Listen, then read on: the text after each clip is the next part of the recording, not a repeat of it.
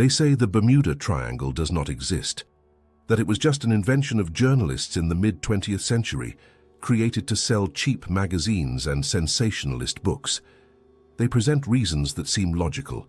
They talk about the heavy traffic of ships and planes on that route. They mention the unpredictable storms born in the Atlantic. They point to the inevitable and tragic human error.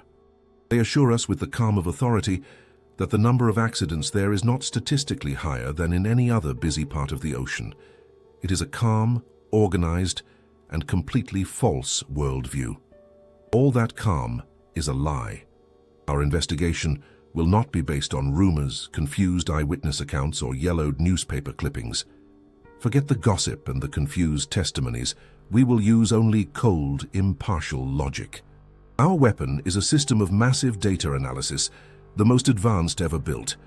We call it Axiom.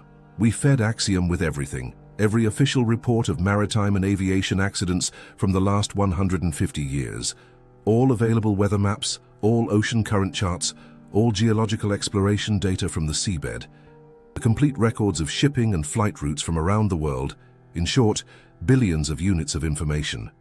And we asked the system a single question: whether the Bermuda Triangle is a statistical anomaly.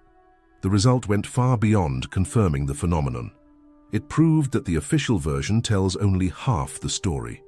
It is a system we call the Randomness Protocol, a protocol that in practice prevents us from asking the right questions. The very foundation on which all skepticism rests is our starting point. The United States Coast Guard, one of the most respected organizations on the subject, officially states, upon reviewing the numerous losses in the Bermuda Triangle region, nothing has been found to indicate that the causes were the result of anything other than normal physical forces. The insurance giant Lloyd's of London confirms that the triangle is not a particularly dangerous zone. It is a solid argument, almost perfect. And that is where they deceive us. It appeals to common sense, but ignores the facts that lie just beneath the surface. Our investigation began by accepting the skeptic's position. We ordered Axiom to build a disaster prediction model for the entire world. The system considered everything: traffic density with thousands of vessels crossing the region daily, the powerful Gulf Stream, capable of dragging debris for hundreds of kilometers in a short time, the treacherous weather, the sudden storms, the complex topography of the seabed, and the known magnetic anomalies. Based on this, Axiom created a map of expected incidents. There were obvious hotspots, like the Strait of Malacca and the South China Sea. And yes, the Bermuda Triangle area was also marked as a high-risk zone. But then we took the next step. We overlaid the real data onto this prediction map. All the documented disappearances. This is where the official narrative began to crumble. In most of the world's hotspots, the real data matched the system's prediction with a normal margin of error of 4 to 6%, except in the Bermuda Triangle. There, Axiom registered a statistical deviation that is impossible to ignore. The number of unexplained disappearances, those with no link to documented storms or known technical failures, was 300% higher than predicted. 3 times more disappearances than there should be, according to all the laws of statistics and probability. We checked the calculations 12 times. We added new variables, filtered the data more rigorously. The result was the same. Axiom's conclusion was clear. The probability of this concentration of anomalous events in a single geographical point being a coincidence is 0.001%. At this level, chance becomes a pattern. But the numbers, as shocking as they are, do not tell the whole story. The true anomaly of the Bermuda Triangle goes beyond how many ships and planes disappear there. What is frightening is how they disappear. To prove this, we then created a completely new analysis filter. We call it the Sudden Cessation Index. A common disaster at sea usually follows a script. A ship is caught in a violent storm. The captain fights desperately for the life of the ship and crew, sends an SOS signal. Radio operators shout their coordinates, describe the damage, speak of gigantic waves. Even if the ship sinks, it leaves traces. Lifeboats, vests, oil slicks, floating debris. There is a narrative, a story of struggle that ends in tragedy. In the Triangle, the story is very different. A ship or plane follows its route in absolutely clear weather. The crew contacts the base, reports that everything is in order. The voice is calm with no sign of alarm. Minutes later, the object simply vanishes. It stops responding to calls. It disappears from the radar screen. It sends no distress call. No sign of a struggle, no debris, no oil slick. Absolutely nothing. As if a giant invisible eraser had wiped it from the face of the Earth. The Sudden Cessation Index measures exactly this difference. It examines dozens of parameters: the presence or absence of a distress signal, the latest weather reports, the condition of the vessel, the experience of the crew. The decisive factor is the total absence of any physical traces after the incident. The higher the index, the stranger and more anomalous the disappearance. We ran the entire global database of incidents through this filter. The results were chilling, showing that the algorithm drew a heat map of the planet. The vast majority of the oceans were painted in cool tones, blues and greens, corresponding to tragic but explainable incidents. But a single area burned an intense red, concentrated at that point. This area coincided with absolute precision with the vertices of the Bermuda Triangle. Bermuda, southern Florida, and Puerto Rico. According to Axiom's data cross-referencing, more than 75% of all incidents recorded in the world with the maximum sudden cessation index happened exactly there. The skeptics' arguments, seen in this new light, no longer seem so solid. They say it was storms. But Axiom proves that in 63% of the high-index disappearances, the weather ranged from clear to moderate. Experienced captains and pilots would not be caught by surprise. They say it was human error. But the machine scanned the service records of hundreds of missing commanders. Most were veterans, people with thousands of flight hours or decades of experience at sea. The chance of so many elite professionals simultaneously making fatal errors that lead to a total traceless disappearance is statistically nil. The most sophisticated scientific theory they use is that of methane hydrates. The idea is that a giant gas bubble rises from the ocean floor, decreases the water's density, and the ship sinks instantly. For planes, the methane in the air would cause the engines to explode. The idea seems plausible, but we verified this version. Axiom cross-referenced the maps of known hydrate deposits with each disappearance point. The correlation was incredibly weak. Less than 15% of the anomalous events occurred near zones of confirmed activity. Furthermore, this theory in no way explains the disappearance of an entire squadron of 5 torpedo bombers in 1945, the famous Flight 19, scattered over kilometers. A methane bubble cannot chase a squadron. The scenario is this: a geographical zone where the number of unexplained disasters is 3 times higher than any statistical norm. We have a unique nature to these disasters, a sudden, total, and traceless disappearance, often in perfect conditions. And we have irrefutable data that neither weather nor human failure nor known geological phenomena can explain it. Axiom's conclusion was clear. The randomness protocol is a lie. The myth that the Bermuda Triangle is a myth is the largest and most successful cover-up operation in modern history. We are facing a force or phenomenon that operates by its own laws. It is invisible, but its consequences are real. It leaves no wreckage behind, only absolute silence.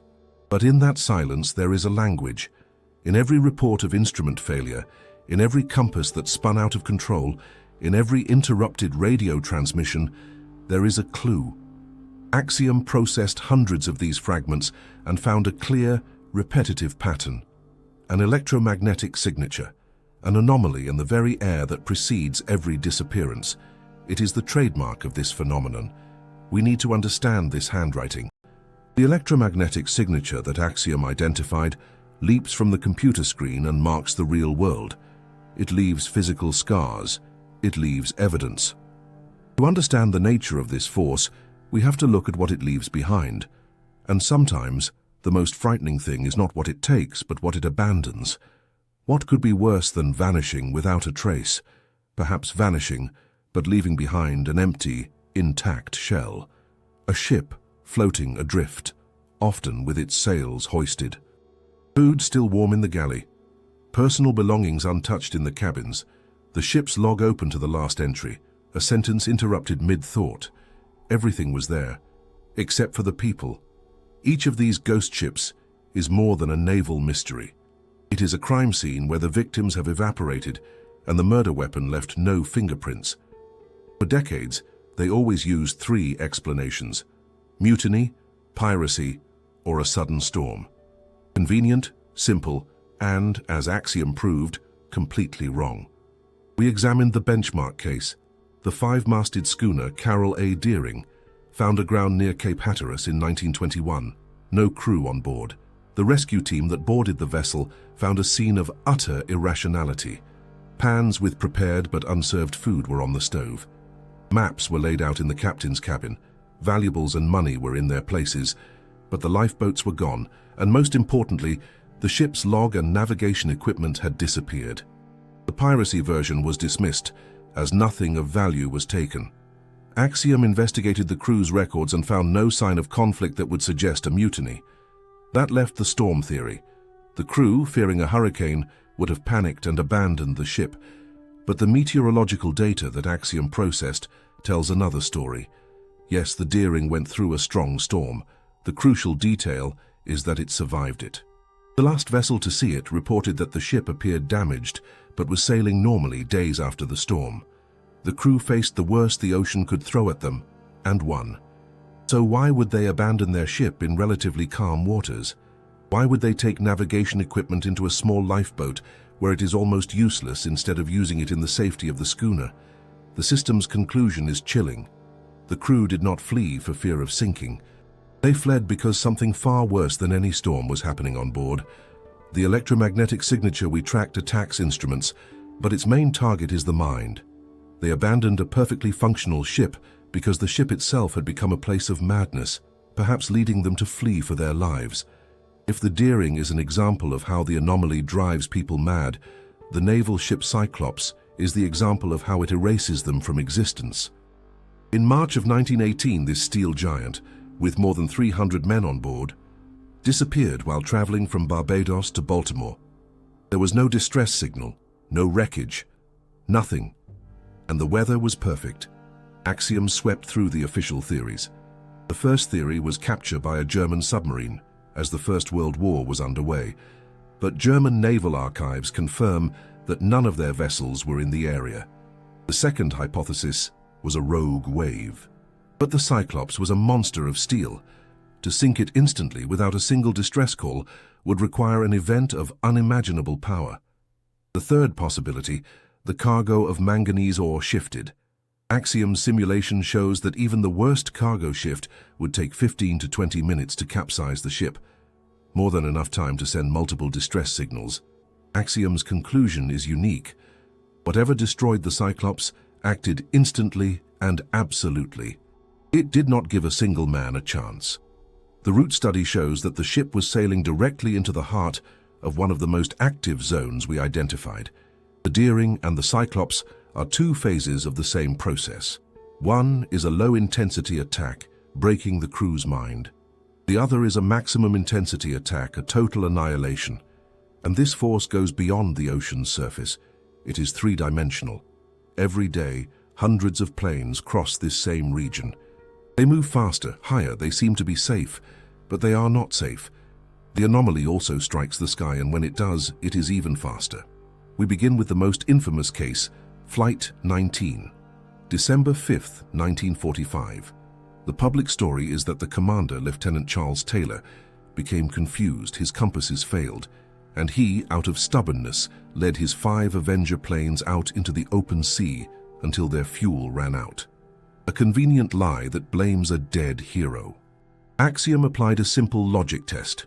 There were 4 other planes in the squadron, 4 experienced veteran pilots, each with their own functioning instruments. The government's version wants us to believe that 4 professionals blindly followed their leader to their deaths, violating all procedures and their own survival instincts.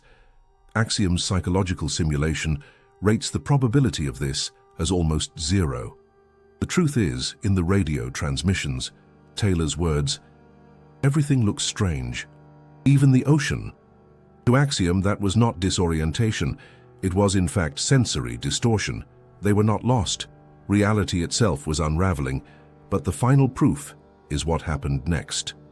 A Martin Mariner seaplane was sent in search of Flight 19, a huge rescue aircraft with 13 men on board.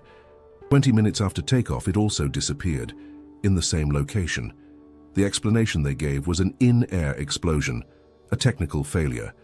Axiom calculated the odds. What is the probability of a rescue plane suffering a random catastrophic failure at the exact same tiny point in space and time where 5 other aircraft disappeared hours before? 1 in 740 million. That simply could not be a coincidence. It was a clear pattern. The Mariner was not a random victim. It flew into the crime scene and was eliminated by the same killer.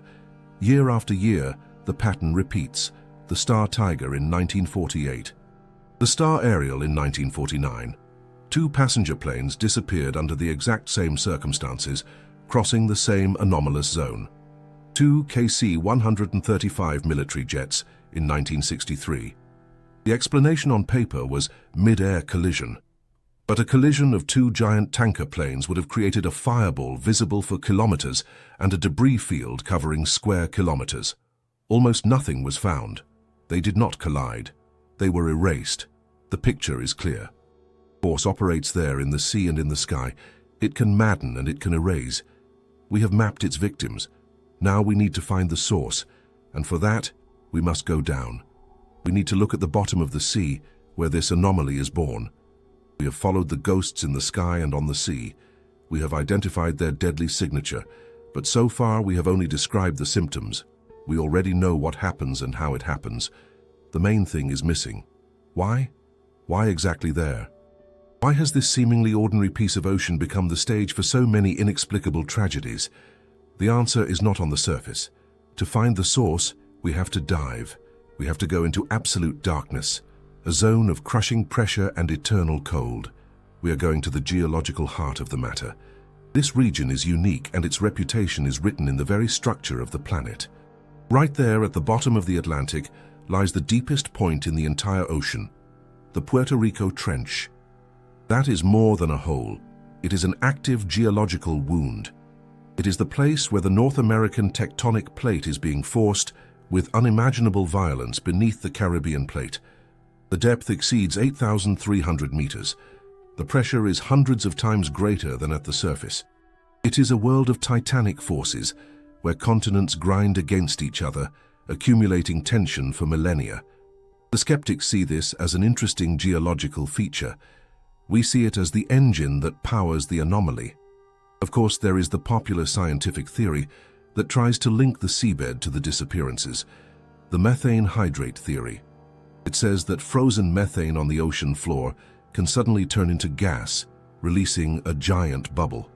This bubble, as it rises, decreases the density of the water, and any ship above it sinks as if falling into a void. It sounds elegant, and that is why it has become the perfect excuse to stop looking. We decided to destroy that excuse. We fed Axiom all the maps of methane hydrate deposits in the region.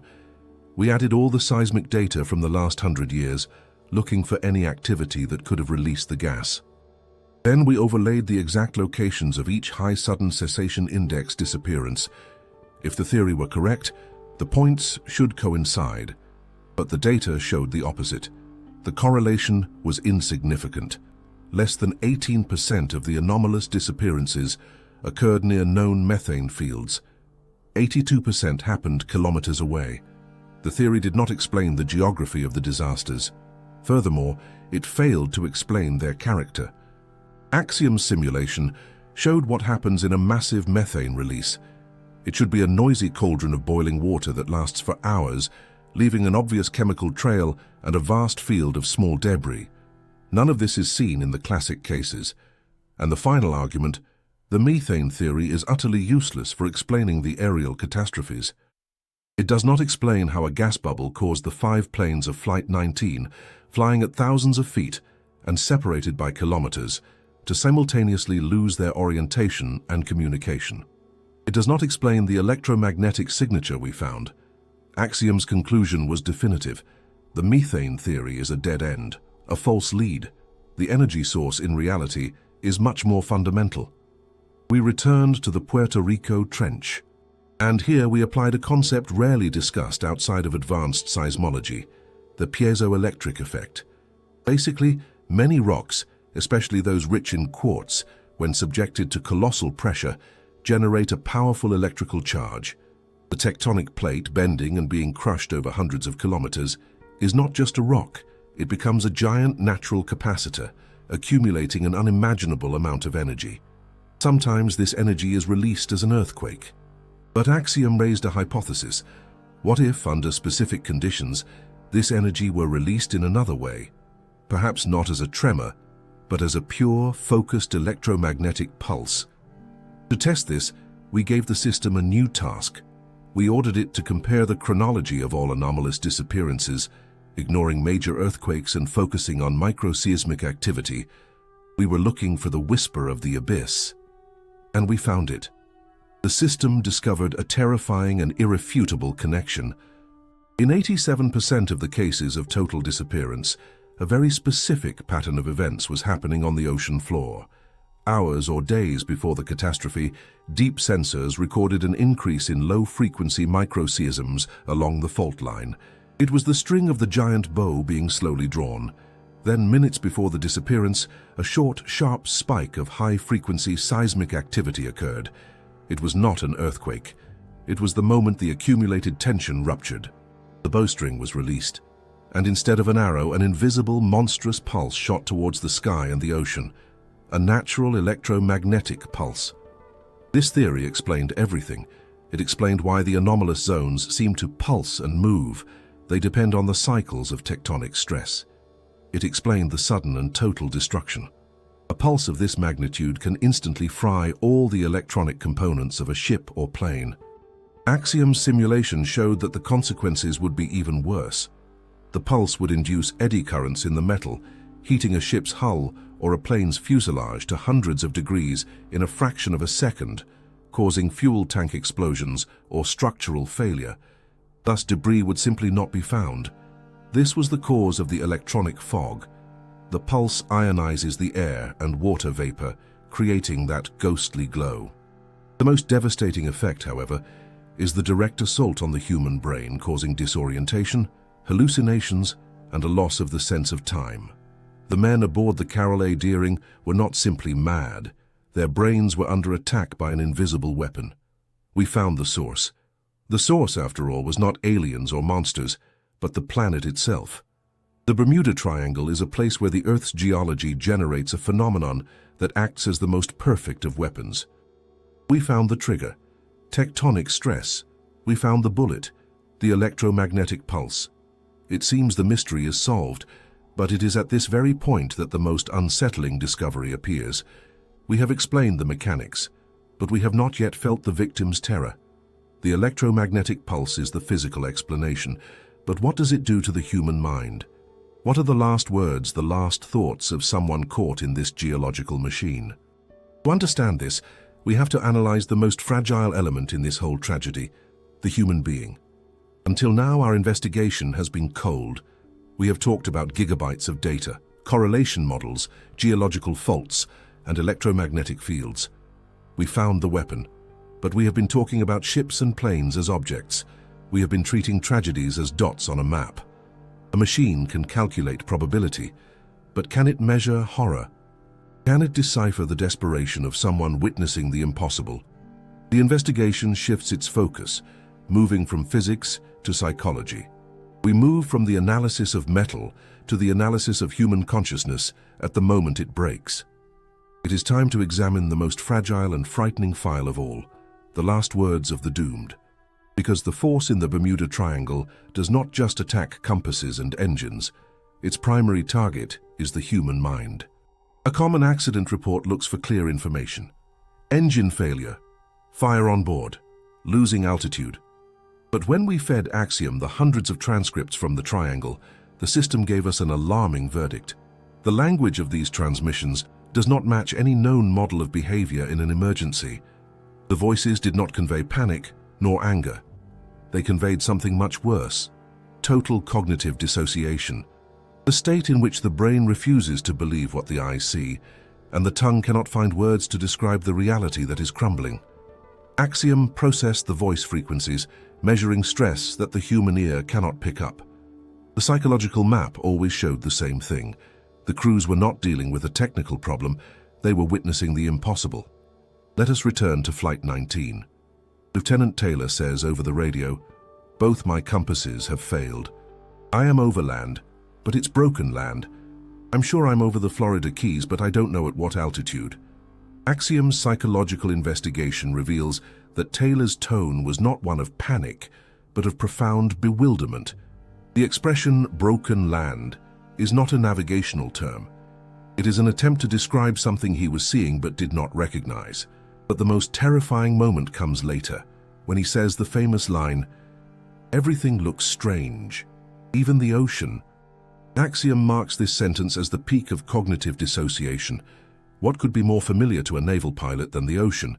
And suddenly, that world becomes unrecognizable. Perhaps the perspective was wrong. Perhaps the waves were still, like glass. We do not know what he saw, but we know that it shattered his perception of reality. Axiom identified a three-stage pattern in this psychological attack. The pattern begins with doubt. The compass fails for a second. The radio emits a crackle. It is seen as a normal technical problem. Next, it evolves into dissociation. The anomaly attacks the senses. The crew sees the electronic fog, a strange light in the water, or hears an inexplicable hum. Technical language disappears from the transmissions. It is replaced by emotional descriptions.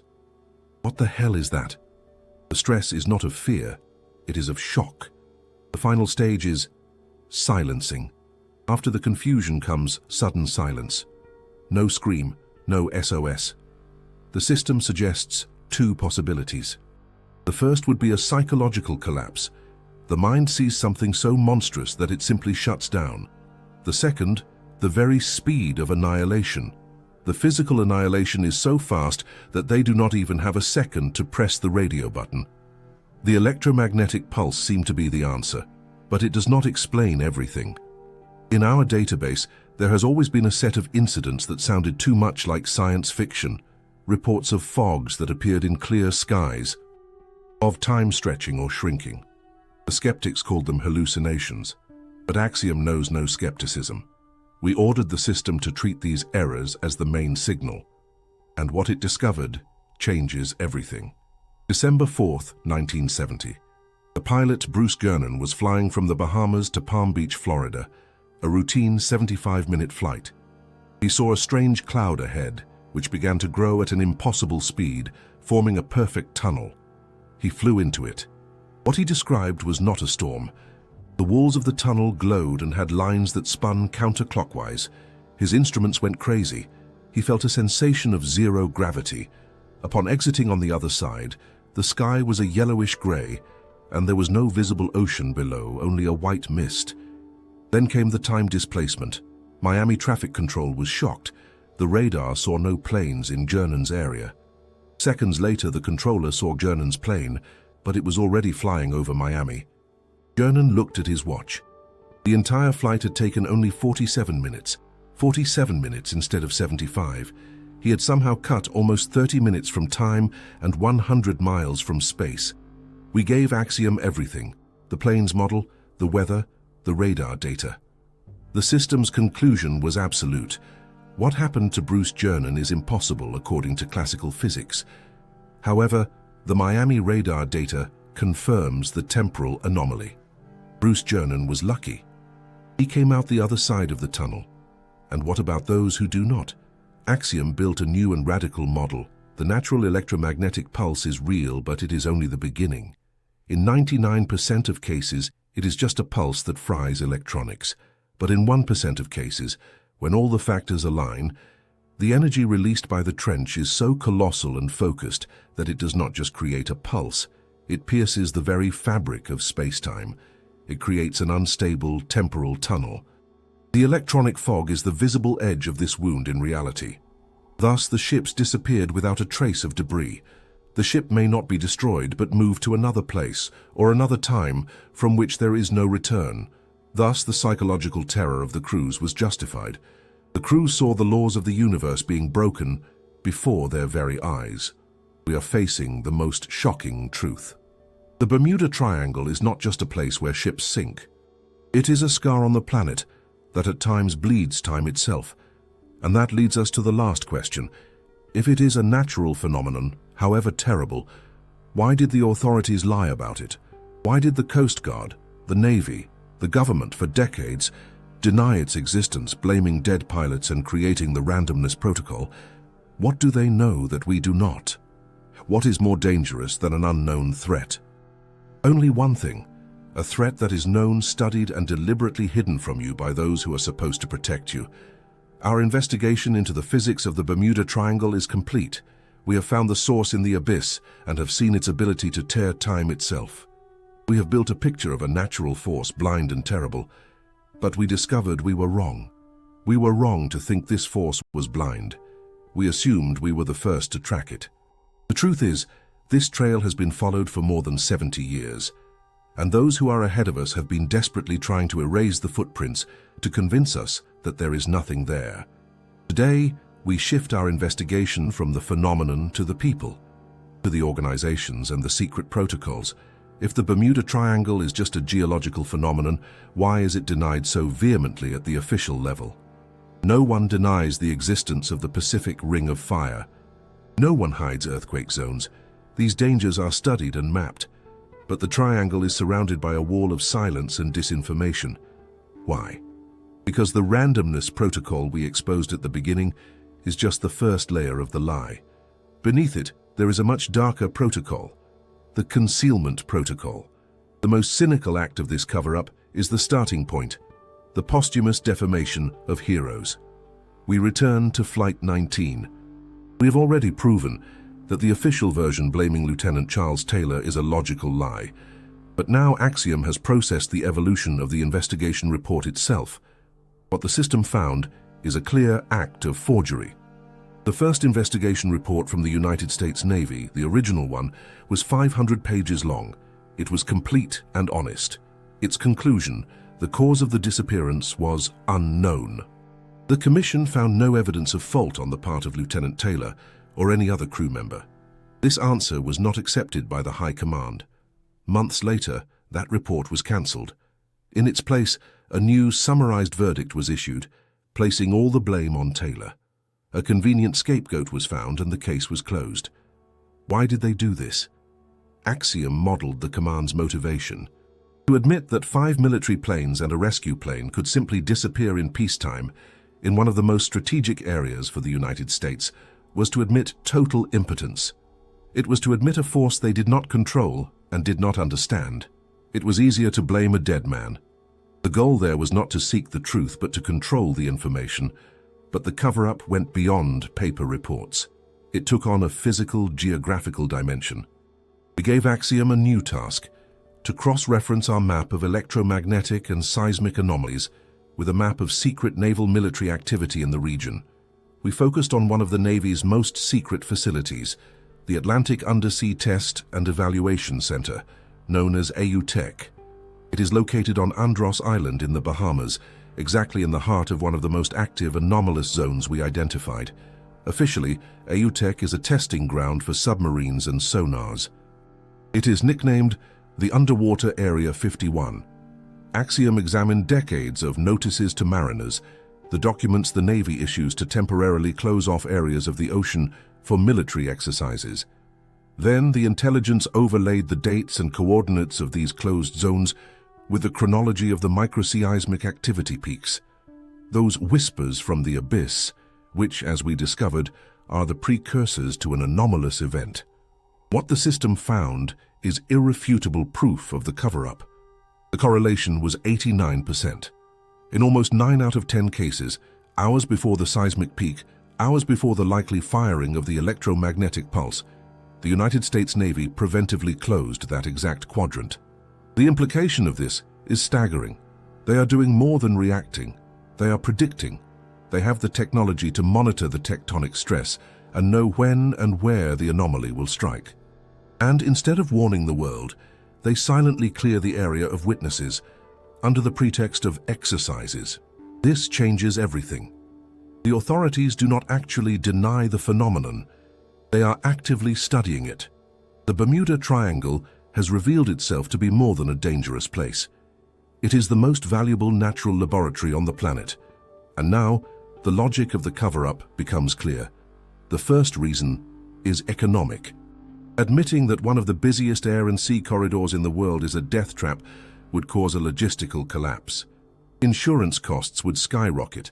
The chaos would be total. The second is the panic it would cause. The headlines would be chaotic. Headlines like, "Government confirms zone in Atlantic can erase you from existence." But the third reason surpasses all others: national security.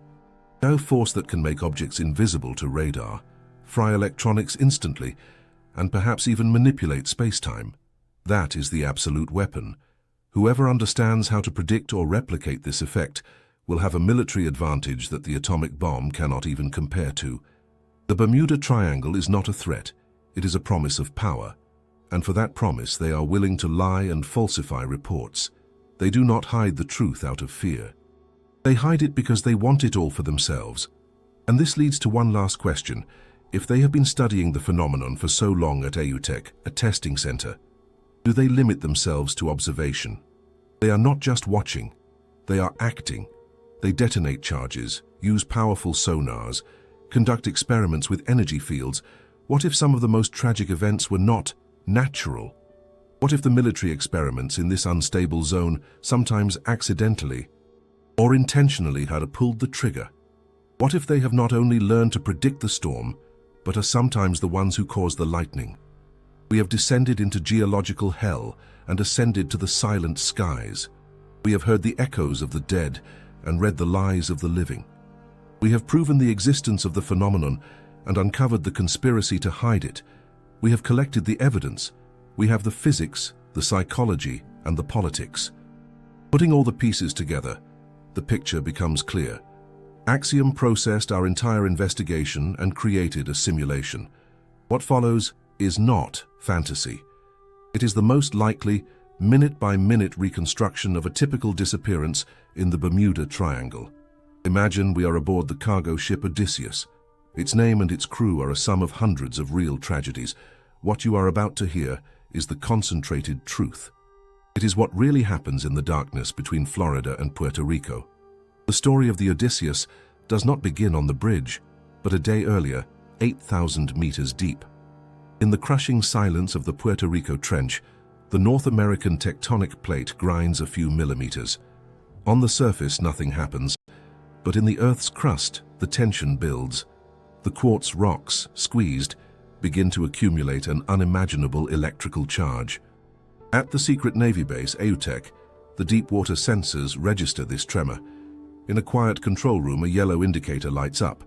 The computers predict that in the next 48 hours, a massive piezoelectric pulse will occur in Quadrant Victor 7. A standard warning is issued. The area is closed for military exercises. The concealment protocol works perfectly. Far away, the Odysseus holds its course. Captain Arkady Volkov, a 30-year veteran of the sea, checks the map. He sees the closure warning, but his route passes 40 miles from the edge. He is calm. The weather is perfect. The ocean, a sheet of glass. With just 1 hour to go before the event, the tension on the ocean floor reaches its critical point. The Navy's sensors are in the red. At the AUTEC base, they are no longer researchers. They are observers waiting to record nature's experiment. On the Odysseus, the routine continues. The second officer sips his coffee, looking at the clear radar screen. With only 10 minutes left, the first sign appears. It is the stage we call doubt. The watchman on the bridge notices the compass needle quiver for half a second before returning to normal. He blames the engine's vibration. In the radio room, a quick burst of static. In the galley, the lights flicker. These are the first energy leaks. The crew still believes that the laws of physics are stable. With just 1 minute left, the second stage begins: dissociation. At the bottom of the trench, the final micro-tremor occurs. The crystalline bonds break. The energy accumulated for decades is released in a trillionth of a second. A focused beam of invisible energy shoots up at the speed of light. Captain Volkov, on the bridge, is the first to feel it. The air grows thick, electric. The hairs on his arms stand on end. He smells a strange odor of ozone. And then, the natural electromagnetic pulse hits the Odysseus. It is a cascading failure. All the monitors on the bridge die. Radar, global positioning system, sonar, everything is gone. The ship's lights go out, replaced by the ghostly red glow of the emergency lighting. The electronically controlled engines cough and die. The giant ship begins to lose speed, plunging into a silence broken only by alarms. The magnetic compass spins wildly. The radio emits only a deafening white noise. In 3 seconds, the Odysseus is blind, deaf, and lost. At this moment, what separates the triangle from any other place happens. The energy discharge was so strong that it did more than fry the electronics. It created a momentary rupture in space. The electronic fog begins to form around the ship. It is not water vapor. It is a glowing yellowish-green mist, the visible edge of the anomaly. Captain Volkov looks out and sees what Lieutenant Taylor saw, a different ocean. The waves are frozen, as if in a photograph. The sky has lost its blue, turning a sickly gray. Space is bending. The distant horizon seems too close. The crew feels nausea, an acute disorientation. Their brains cannot process information that violates their entire life experience. Reality is unraveling.